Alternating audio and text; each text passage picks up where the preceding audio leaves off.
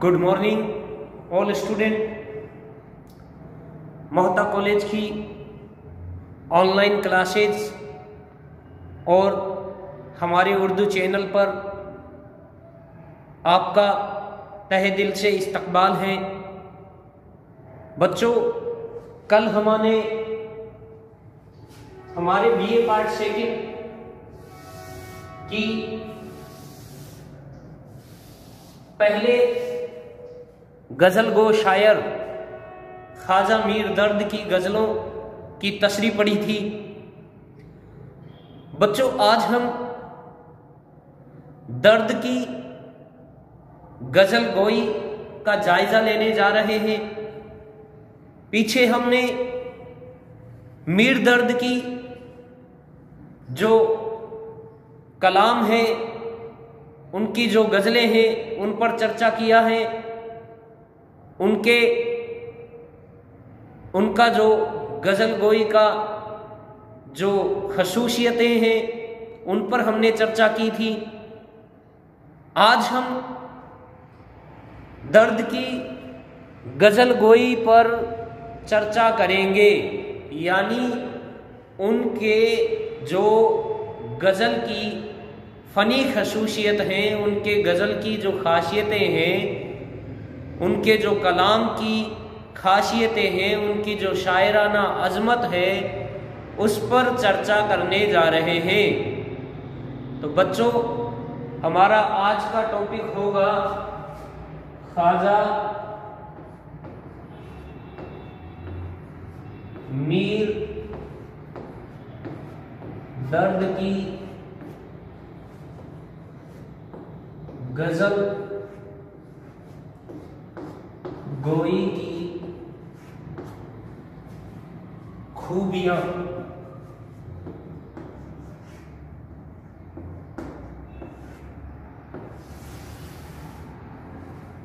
चलिए शुरू करते हैं हम ख्वाजा मीर दर्द को।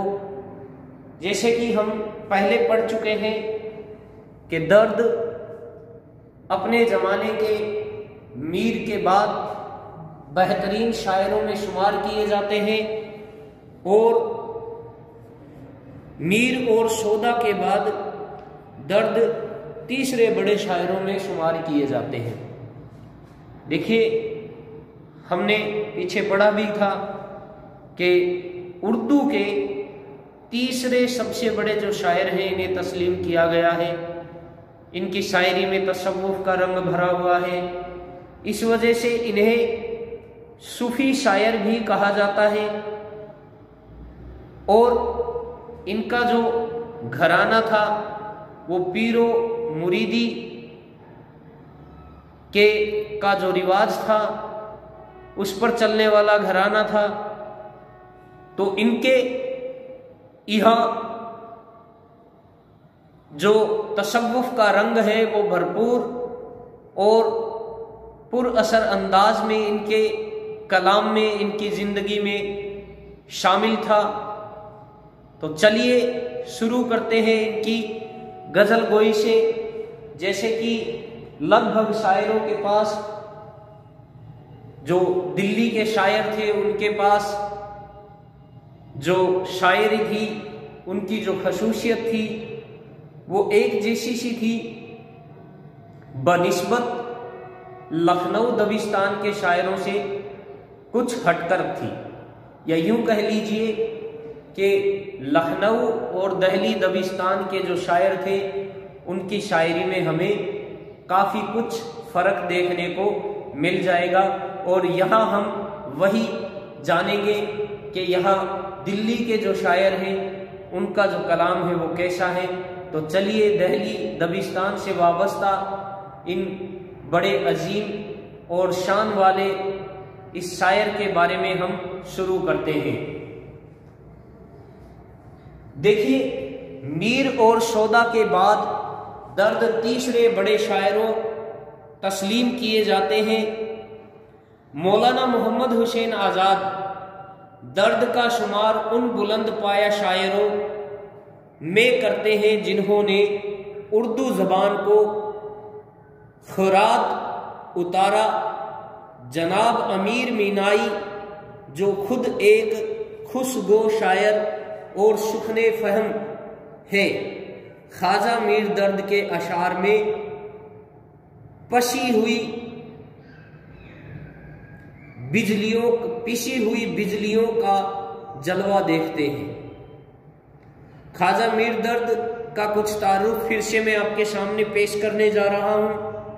ख्वाजा मीर दर्द मशहूर सूफी और शायर ख्वाजा मोहम्मद नासिर अंदलेब के बेटे थे। 1721 ईस्वी में दिल्ली में पैदा हुए। घर का माहौल इल्मी था, इसलिए ख्वाजा मीर दर्द कम सनी में ही से इल्म व अदब की तरफ मुतवज्जो हो गए। उर्दू, फारसी, अरबी तीनों ज़बानों पर कुदरत रखते थे। 15 बरस की उम्र में फारसी का एक रिसाला तसनीफ़ कर लिया था। फारसी और उर्दू में शेर उस उम्र से कहने लगे और गोशा नशीनी के बाद भी ये सिलसिला जारी रहा, मगर अंदाज़े कलाम यकसर बदल गया। अब सूफ़ी साफ थे और माशूक़े हकीकी की जुल्फ़ गिरागीर के अशीर। देखिए, सबसे पहली जो इनकी शायरी की खूबी है वो ये है कि इनकी शायरी में आशिकाना मज़ामीन की आमेज़श हमें मिलेगी। आशिकाना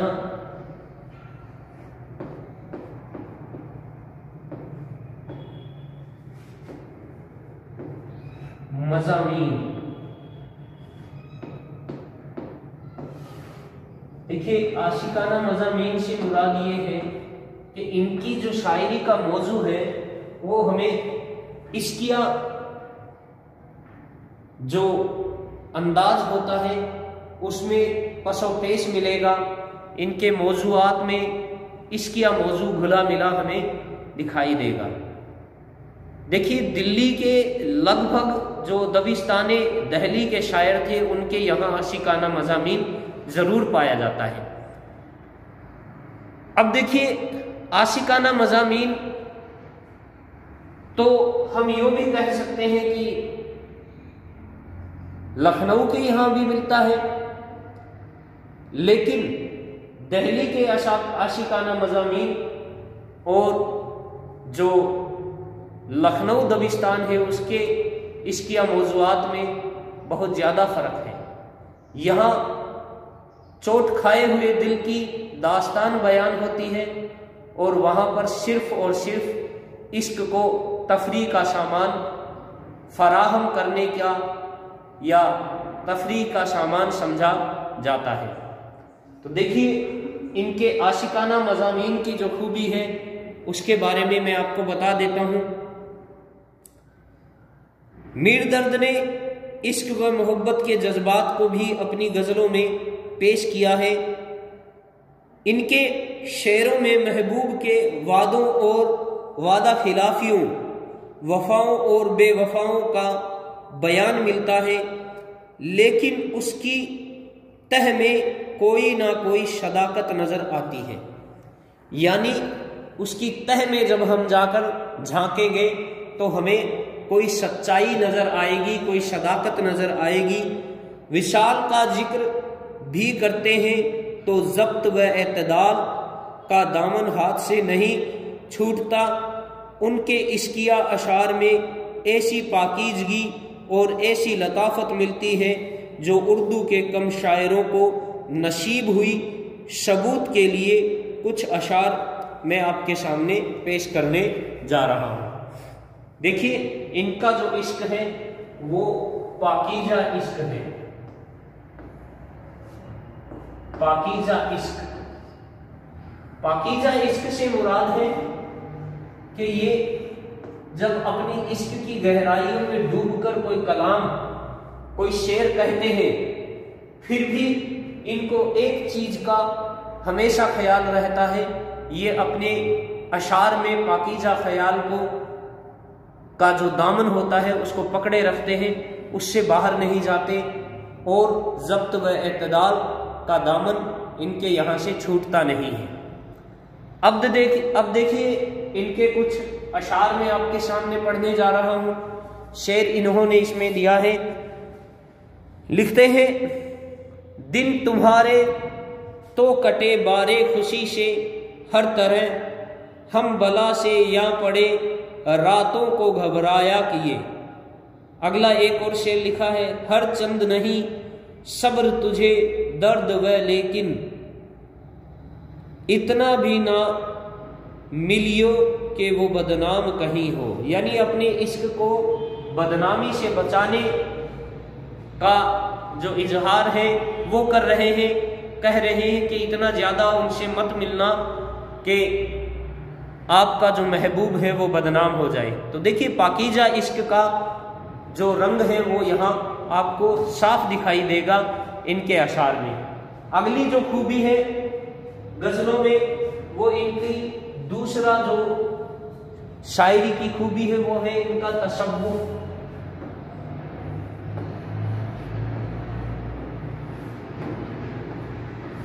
इनका तसव्वुफ से हम जानते हैं कि सूफियाना जो रंग है वो इख्तियार किया जाता है, इसके हकीकी का बयान किया जाता है, जैसा सूफी करते थे वैसा किया जाता है। तो तसव्वुफ इनकी शायरी का एक और अहम हिस्सा है, एक और अहम खूबी है। इसके लिए बयान किया जाता है कि सूफियाना शायरी से दर्द को खास लगाव था। उनका बीस्तर कलाम मुत्तशफ़ाना रंग में रंगा हुआ है।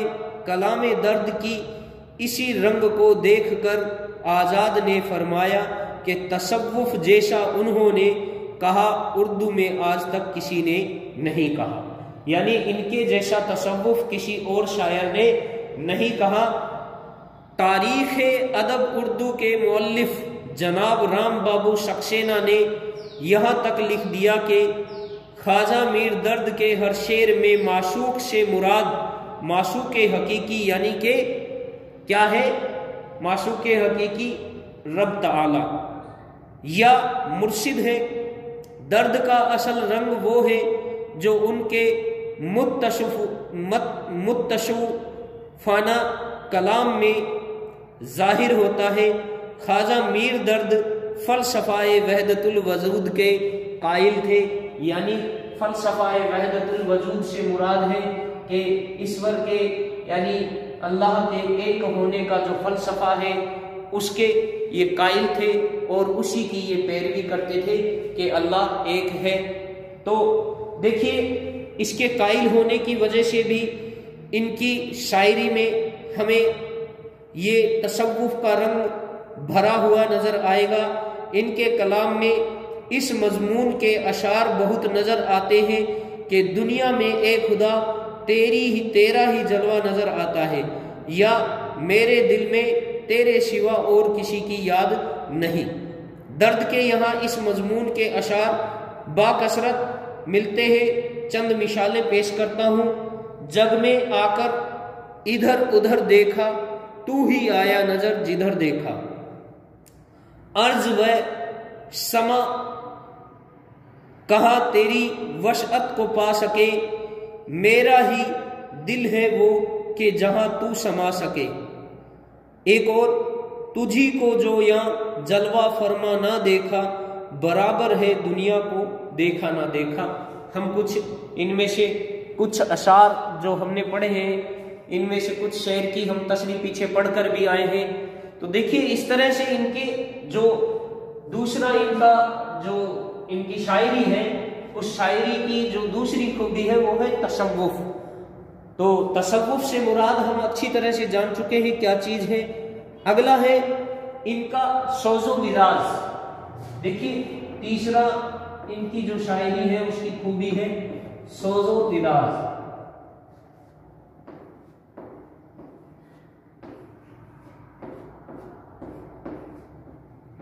तो इससे हम जानते हैं कि गम की जो तपिश है, जो मोहब्बत की जो तपिश है, उसको बयान किया जाता है। तो देखिए, दर्द की शायरी की ये एक खास सिफ्त है। उनकी गज़लों में सोज़ो गिजाज के अशार कसरत से पाए जाते हैं। मिसाल के तौर पर कुछ शेर आपके सामने लिखते हैं। गुल को है सबा शिबात, ना हमको है एतबार, किस बात पर चमन होश रंग व बू करे। देखिए, बिल्कुल साफ सलीस जबान में लिखी है कि ये अपनी जो दिल की तड़प है, जो दिल की तपस है, उसका बयान बड़े ही साफ लफ्जों में कर रहे हैं। सोज़ो गिराज का जो इनकी खूबी है, ये शेर इस पर पूरा खरा उतरता है। अगली दर्द की जो गज़ल की खूबी है वो है अबहाम की दिलकश मिसालें। यानी ये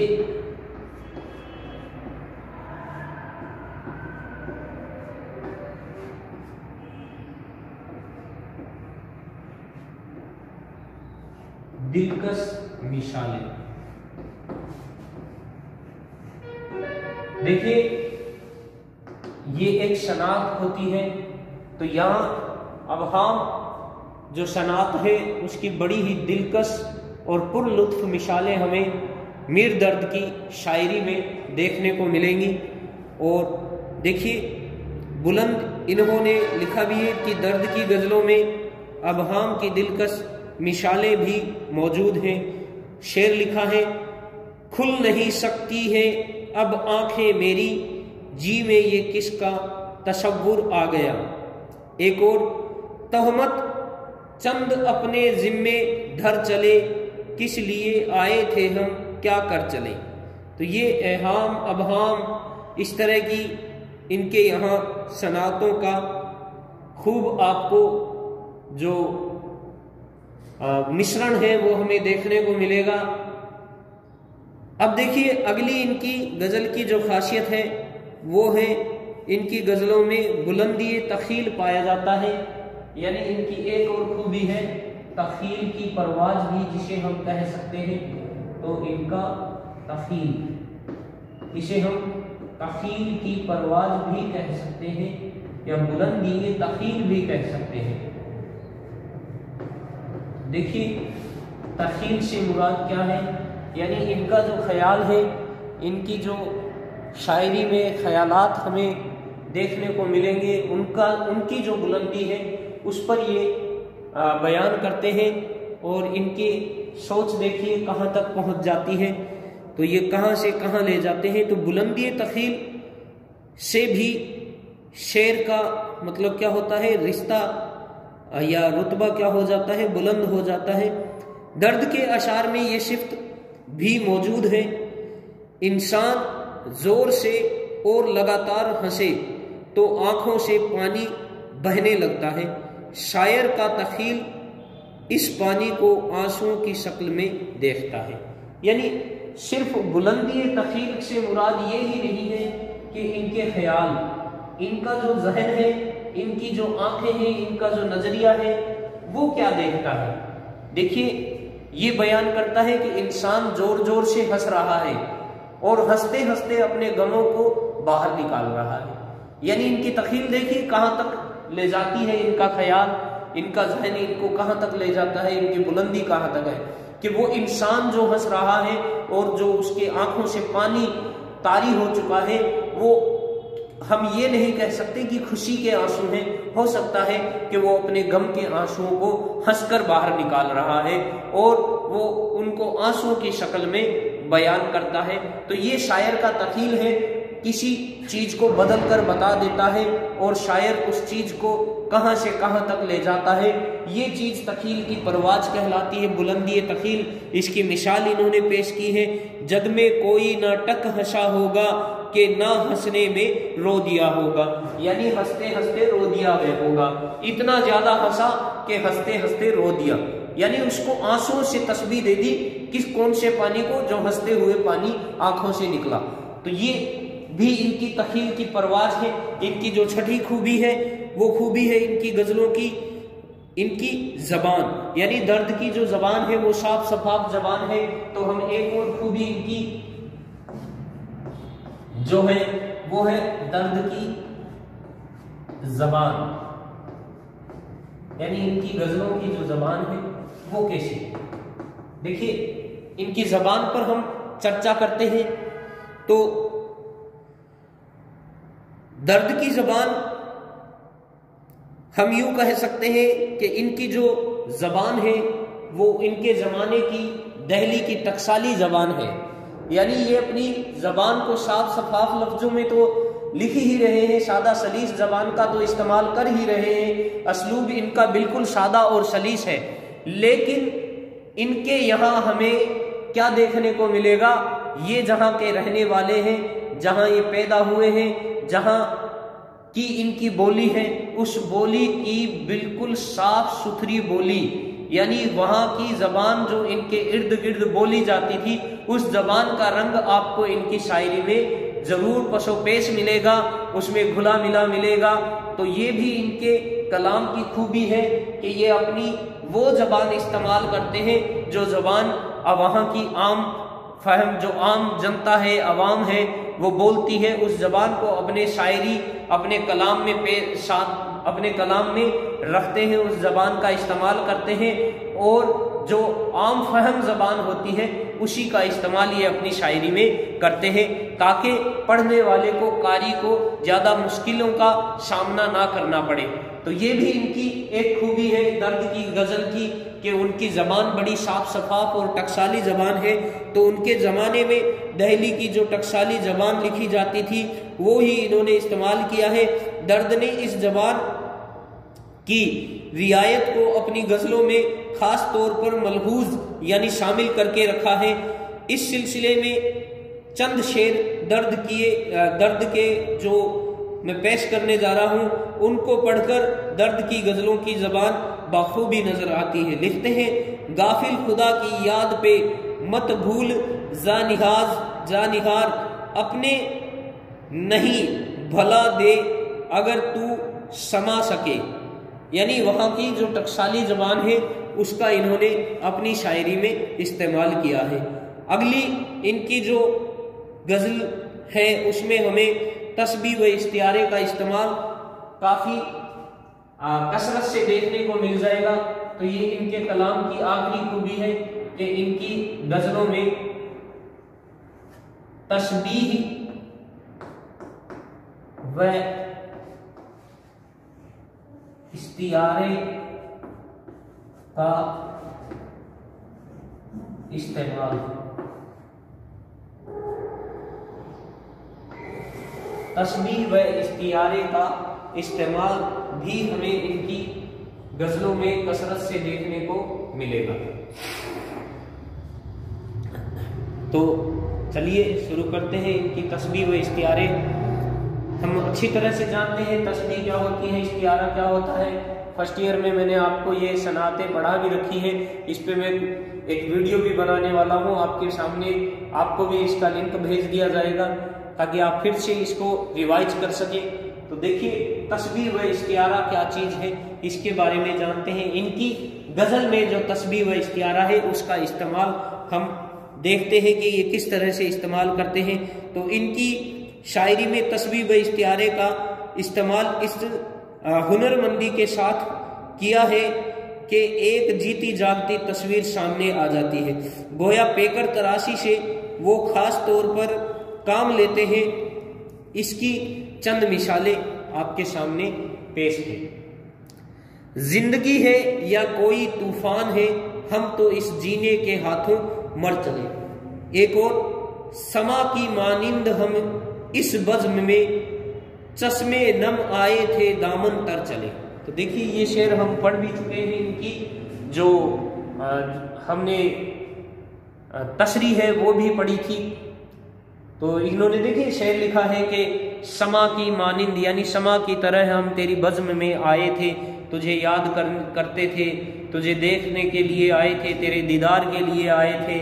और देखिए चश्मे नम आए थे यानी आंखें भिगोए हुए आए थे हल्का सा, ठीक है, लेकिन जब तेरी बज़्म में, तेरी महफिल में आए, वहाँ रोना शुरू किया, वहाँ तेरी मतलब जो याद थी तुझसे लो ऐसी लगी कि रोते रोते हमारा दामन क्या है पूरा तर हो गया, भीग गया। जिस तरह से समा जलते जलते अपने आप को भिगो लेती है, यानी मोमबत्ती का यहाँ जिक्र हो रहा है, वो अपने मोम को पिघलाकर पूरे दामन को तर कर लेती है। इसी तरह से इंसानी जो आंसू हैं उनका जिक्र कर रहे हैं कि हम समा के मानिंद जलते हुए तेरी महफिल में आए थे और जलन थी इश्क की लो लगाए हुए आए थे और रोते रोते हमने अपना जो दामन है उसको तर कर लिया। तो गज़ले गर्ज यानी कि दर्द ने ज़्यादा से ज़्यादा शेरी वसाइल का इस्तेमाल करके अपने गज़ल को जो ऐसी आब व ताब बख्शी के उनका हर शेर इंतखाब मालूम होता है। यानी ये थी जो दर्द है उनकी गज़ल गोई। देखिए हमने दर्द की गज़ल गोई पे चर्चा किया है, तो पीछे हम दर्द की पूरी हयात और उनके कुछ जो मुख्तसर सा तारुफ था, इंट्रोडक्शन था, वो भी कर चुके हैं। तो कल हम हकीम मोमिन खां मोमिन जो हमारे निशान में शामिल हैं उन पर चर्चा करेंगे, उनकी शायरी पर चर्चा करेंगे। तो आज का हमारा ये जो टॉपिक है इसका खात्मा यही होता है, यहीं पर हम इसका इख्तिताम करते हैं। शुक्रिया।